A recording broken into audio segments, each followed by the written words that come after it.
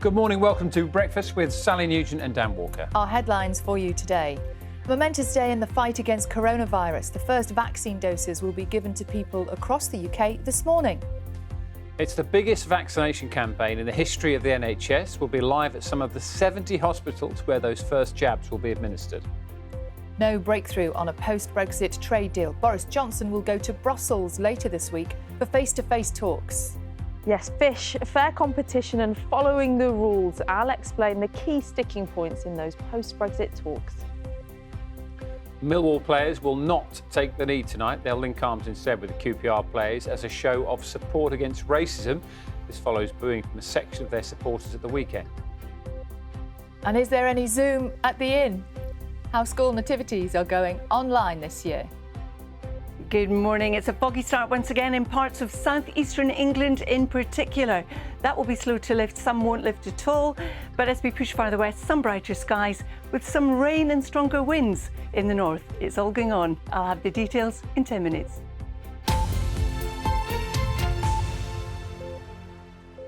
Good morning. It is Tuesday, the 8th of December. Our top story for you. It's one of the vaccine rollout or V-Day day today as the UK begins the process of immunising people against coronavirus. The first batch of an initial 800,000 doses have been delivered to hospitals across the country. The Prime Minister has called it a huge step forward in the fight against the disease. Here's more from my health reporter Jim Reid. It's the moment these NHS workers have been waiting for since the start of the pandemic. We've got everything we need now. The first mass vaccination programme for COVID-19 starts this morning across the UK. We knew that it was coming, but we didn't quite know when it was coming. And I think that the most challenging bit for us has been making sure that we are prepared. It's all been done really quickly, but we will be ready. And this is such an important thing for the NHS and for the population as a whole. Relax your arm. I'm going to roll your sleeve right up. Here at the Royal Free Hospital in London, staff are going through final training ahead of a nationwide rollout of the vaccine. First in line will be those over 80 who already have a hospital appointment, along with some care home workers. 2 doses will be needed 21 days apart. It will take some weeks and months as vaccine supply becomes available for GPs and hospitals and pharmacists to reach all of the most vulnerable. So in the meantime, we've got to continue to take care, and we think there's every prospect that by next spring, the high-risk vulnerable groups identified by the medical experts will all have been vaccinated. To start with, the vaccine will be given mainly in hospitals. Soon, though, GPs and pharmacists should start to get the jab, and teams will be sent out to care homes. But doctors have warned that reaching everyone who needs it will take months, not weeks. We might be taking the first step out of the crisis, but there is some way to go until life can return to normal. Jim Reid, BBC News. Well, our health correspondent Catherine Burns is in Coventry at one of the 50 hospitals in England administering the vaccine. Catherine, this is just the start today of a huge operation now, isn't it? Morning. Yeah, this is really it. This is the beginning of the end. It's going to be, the government's calling it V-Day, and it is the biggest vaccine rollout in our history. So here in Coventry is one of 70 hospitals across the UK that are going to start injecting the first patients today. Now, we've ordered about 40 million doses of this. We don't have that yet, though. Right now, we're looking at about 800,000, and that's going to go up to about 4 million before Christmas. So not everyone that needs this injection is going to get it immediately. They're going to start off in the hospitals, for example, with inpatients who are already in hospital and about to go home, or people who are coming in for tests. They'll also invite some care home staff in and maybe some other vulnerable over 80s. And then if there's any left over at the end of each day, they will give those to the most vulnerable frontline NHS staff, the ones who would be at the most risk of getting sick if they got this. So the people who are having it today have to come back in about 21 days' time for a second booster jab. That'll take them up to the 29th of January. And then about a week after that is when the full immunity that their body will produce kicks in. But really, people are being warned they mustn't expect this to come immediately. Those people who are vulnerable, they will get told, they will be notified, and just be ready when they get it. But in the meantime, even though this is such a massive, momentous day, we still have to carry on with social distancing, with the restrictions, until we get enough people vaccinated. But it's a great day. Catherine, thank you. And we will be following the progress of the vaccine rollout throughout the programme. And we're also going to be talking to the Health Secretary, Matt Hancock. That's at 7:30 here on Breakfast. Elsewhere this morning, talks to find a UK-EU trade agreement from the start of next year are stuck in stalemate. Boris Johnson will travel to Brussels this week in a bid to salvage a post-Brexit deal. Neither side is expressing any optimism about breaking the deadlock. Our political correspondent Jessica Parker reports. They spoke again and again, couldn't break the deadlock. Boris Johnson and the European Commission President Ursula von der Leyen. So something different soon. The Prime Minister will travel to Brussels in the coming days for a face-to-face meeting. Last year, the Prime Minister said that to leave with no deal would be a failure of statecraft. So this government must take responsibility for their failure if we are to leave without a deal. And, Mr Speaker, we will hold the government to account, whatever they bring back, deal or no deal. Have you made progress? Already in Brussels, the negotiating teams who foundered on what are now some familiar differences. Fisheries, competition rules, and how a trade deal would be enforced. We're still working very hard. The idea of compromise is discussed a lot. Workable solutions, it seems, harder to come by. It's not really about state aid, which is much lower here than in Europe, or following EU social and environmental standards. Again, our domestic standards are way, way higher than what are required as a minimum by the EU. I think it's more this reluctance completely to let go. They still want to have some oversight, some suzerainty. Last night, a senior UK government source said that while the process wasn't closed, things were looking very tricky and that there was every chance an agreement would not be reached. No one has yet walked away, but nor have they found a way through. Jessica Parker, BBC News. German prosecutors have insisted they are building a compelling case against the man they suspect of murdering Madeleine McCann, who disappeared during a family holiday in Portugal back in 2007. The convicted child sex offender Christian B was identified as a suspect 6 months ago, but he has not yet been charged. Our Berlin correspondent Jenny Hill has more. Guten Abend, liebe Zuschauer, herzlich willkommen. It's 6 months since German detectives made a dramatic revelation. Madeleine McCann, they believe, was kidnapped and killed by a convicted German paedophile. Liebe Zuschauer, jetzt sind Sie gefragt, wenn... After this TV appeal, they received hundreds of tip-offs about Christian B, who's in a German jail for drug smuggling and the rape of a tourist in the Algarve. But they still don't have enough to charge him.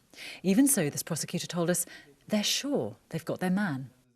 If you knew the evidence we have, you would come to the same conclusion as I do, but I can't give you details because we don't want the accused to know what we have on him. These are tactical considerations. The 6-month investigation has yielded new evidence of other alleged crimes. Christian B lived here in Portugal on and off for years. Prosecutors now believe he committed at least 3 other sex crimes here, 2 of them against children. He may be charged early next year, but progress in Madeleine McCann's case is slower. I can't promise, I can't guarantee that we have enough to bring a charge, but I'm very confident because what we have so far doesn't allow any other conclusion at all. There have been so many false leads, so many empty hopes, and still a family waits to find out what happened to their little girl. Jenny Hill, BBC News, Braunschweig. The first Englishman to climb Everest has died at the age of 79. Doug Scott was in a team of British climbers which tackled the southwest face of Everest in 1975, regarded as one of mountaineering's most difficult challenges. He founded a charity to help people in the Himalayas and raised thousands of pounds during the lockdown by climbing up and down his stairs at home. Well, let's return to those post-Brexit trade talks, which, as we said earlier, are currently in the position of stalemate. Our Europe correspondent, Nick Beake, is in Brussels and has probably got a busy week ahead. Nick, good morning to you. So give us an idea, if you can, of the sort of mood, I suppose, among EU leaders, and will it be changed at all by a potential visit from Boris Johnson? Morning, Dan. Morning, Sally. Well, I've been trying to gauge that and trying to work out what people are thinking. And I think, actually, there's a range of emotions. On the one hand, there's a bit of relief because it feels like they've been going around in circles. Both sides agree that over the past 48 hours, despite all the talk of sort of intensifying the negotiations, they haven't made any progress at all. So the idea that Boris Johnson is coming here, as Downing Street says, to sort of discuss in person what could be done, to have a face-to-face meeting with Ursula von der Leyen, the European Commission president, they welcome that. But I mean, someone was saying to me that, what is this all about? Is it actually for the newspapers at home, for the television bulletins? Because is it all about Boris Johnson coming here and either deciding, no, the EU have been completely inflexible, they haven't respected the fact that Brexit has happened? Or is it that Boris Johnson can come here and say, you know what, I'm going to clinch this deal, a victory that no one else has been able to do? Of course, I think, Boris Johnson's team would say he'll look at the facts. And if the EU are being completely unreasonable, then he won't take a bad deal. So a lot to play for. In terms of what's happening today, the actual negotiations, the sense I'm getting is that they'll be stopping. So they won't be pouring through stuff line by line, talking about different limits on fish or how different goods can move between the two sides. They'll be doing a sort of stock take, and they'll be getting a document together so that these two leaders can look at what's at play, what's at stake, and then make a decision on whether a deal can be done. And in terms of the timing, it's my understanding that Boris Johnson will probably be coming on Wednesday or Friday. There's a meeting of European leaders on Thursday and Friday morning. We're told Boris Johnson doesn't want to gate crash that. So the schedule is TBC, but possibly Wednesday. We'll be watching out for that. OK, we should keep a very close eye on that. Nick, thank you very much for the moment. Got a question for you. Go on then. What do you think the most popular series streamed on the BBC iPlayer was this year? Football Focus? BBC Breakfast? I can tell you it was, in fact, Normal People. Yeah, that was my next guest. Was it? No. Oh, OK. Very popular, though, wasn't it? The adaptation of the Sally Rooney novel about a relationship between two Irish teenagers, which was streamed actually more than 62 million times. Do you remember what they were called? Marianne and... Connell. Connell, yeah, that's right. Yeah, that makes it even more popular than Killing Eve, MasterChef, The Split, and Football Focus. I wonder where Football Focus is in the league. It's right up there. Mid-table. We'll have a bit of mid-table obscurity. Normal People was massive. Yeah. Tell you what else has been huge this week. Following Kevin Sinfield, the rugby league legend is having a well-earned rest today. Well, not that much of a line, actually, because he's going to be here this morning after 7 o'clock because he's been running these 7 marathons in 7 days. An amazing achievement. Yeah, he took on the challenge to support his old friend and his former Leeds Rhinos teammate Rob Burrow, who has motor neurone disease. This is him finishing yesterday, the 7th marathon of 7 days. And look at this. I love the way there's a massive crowd to greet him. And actually, he pushes them out the way. Do you know why? Because he was doing it on his watch. He was monitoring his distance on his watch, and he hadn't quite finished. So he's a perfectionist. He's such a sports person. He's a perfectionist. He had to get to the very end. Now, he was aiming to raise £77,000. He did quite a lot better than that. Shall we have a look at how much he's raised so far? Oh, it's gone up again. Look at that. £1.7 million. And as Sally says, going up all the time. And the reason why he won't be having that line is because he's actually going to come in for a chat. He's going to be here at 8:30 this morning when we'll tot everything up, give him the total, and we'll speak to a few of his friends as well. Just to congratulate him on being a really nice bloke, really. Yeah, and being great at running long distances. Yeah.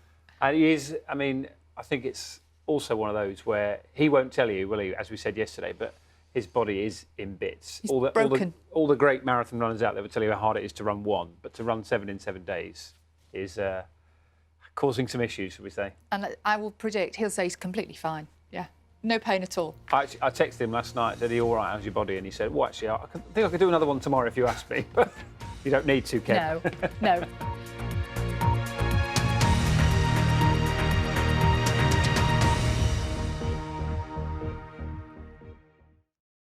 See the headlines as they happen and watch BBC News live in the app and get the full story with bbc.co.uk/news. Follow the story for all the latest with BBC News.